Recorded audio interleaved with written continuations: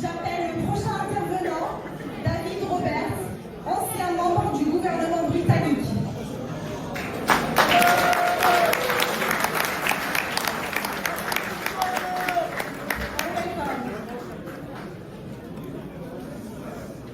Good afternoon, ladies and gentlemen, honoured guests, President Mahini, all the wonderful people I've met today for the very first time. Coming from England, you've made me feel very welcome indeed. Kabylie is now ready to take its place on the international stage and amongst the peaceful nations of the world.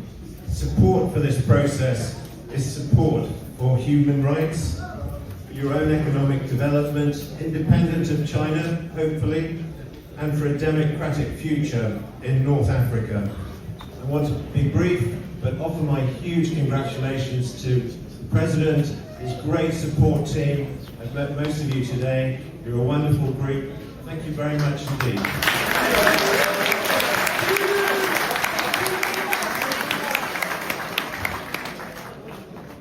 Merci. Donc j'appelle le prochain intervenant, Jean-Christophe Martin, qui est